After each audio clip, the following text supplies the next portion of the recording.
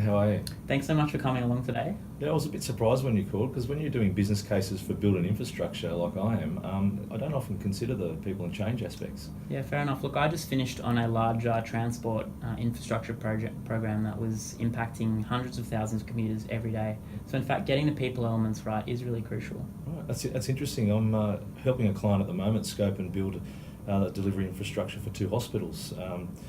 In the mid-north coast. I'm building the business case right now. Okay, amazing. And as part of that business case, typically how much cost do you set aside for the people implementation side of things? To be honest, we haven't really considered it and put anything aside. Look, I mean, that's fair enough, but if you think about it in practical terms, on day one, you don't want your nurses not knowing where the medicine is or how to use the new equipment.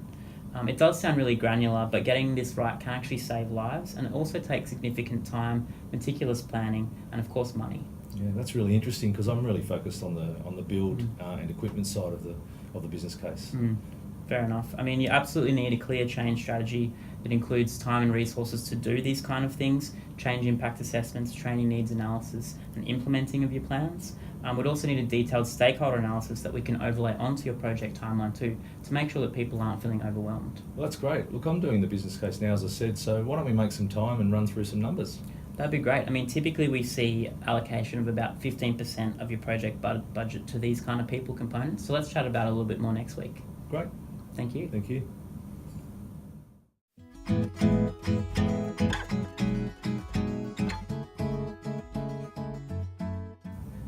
What a delight to meet you. My name is Bernard and I'm an expert on all things technology. Wow, that's everything, the whole lot. Wow, that's amazing. Really, really nice to meet you as well. So technology has an impact on people. How do you usually manage the impact on people? I've never really thought about that.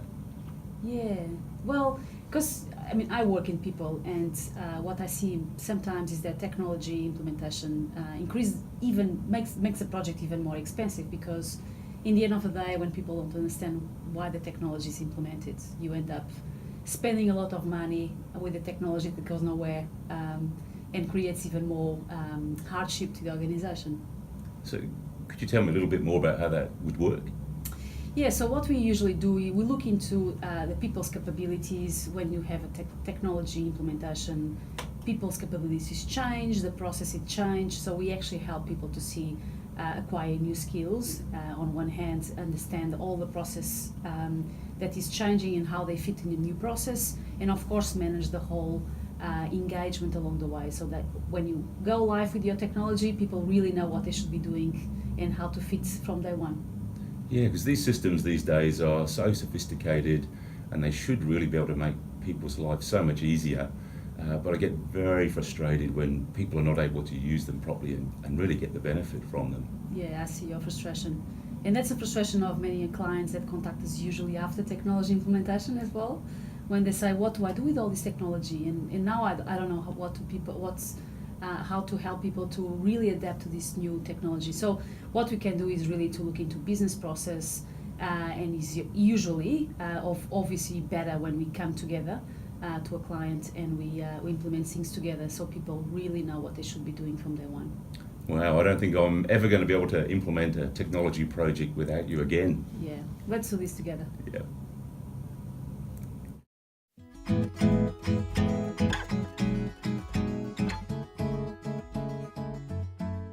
Hey, I'm Josh from Strategy.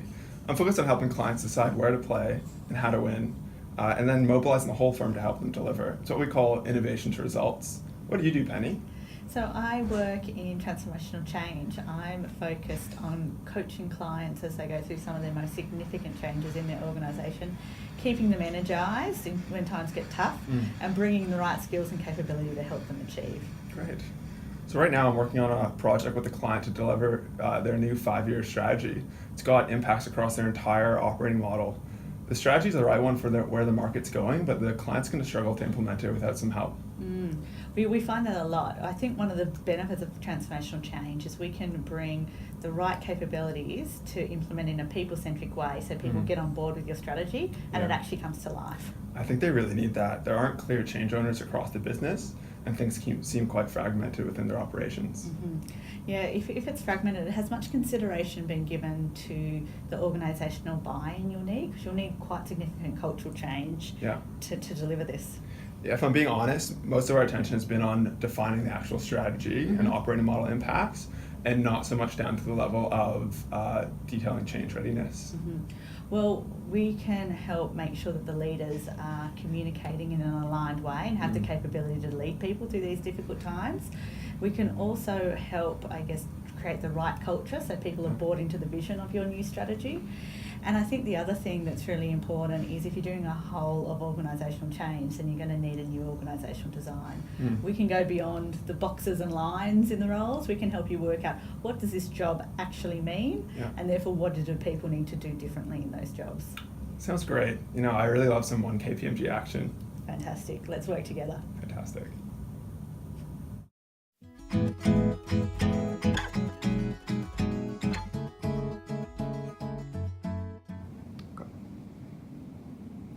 It's great to meet you finally. So you're Ben from P&C?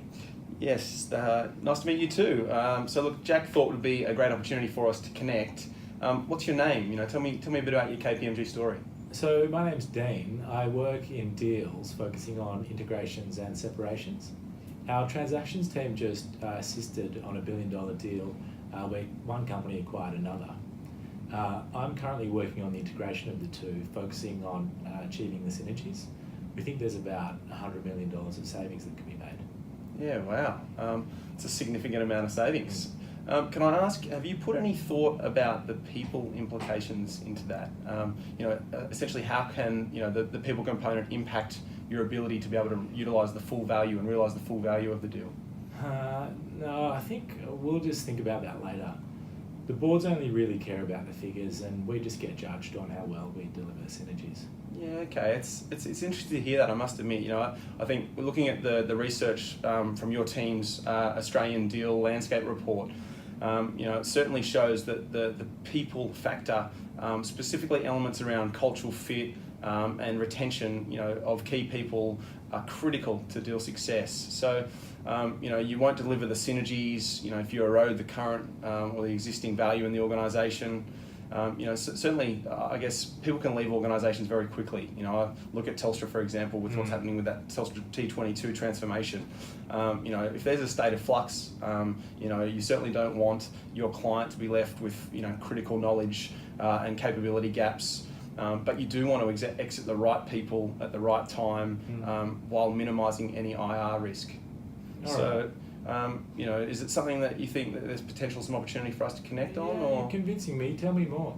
Yeah, well, look, I think thinking through it, you potentially need someone that's able to understand, the impacts of the deal from probably a more of a change portfolio approach.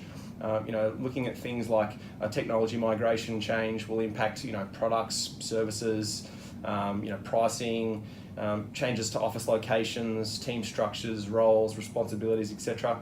So essentially you want someone that can drive the transformation even though there is a level of ambiguity, on what the final destination or the future state will be. And all the while, we want to keep the people engaged, communicated to, and we want to bring them along on the cultural journey and the transformation and create that, sort of the one team approach, as they say, one team, one dream. Yeah. Okay, that sounds great. Let's manage the complexity together. Sounds good.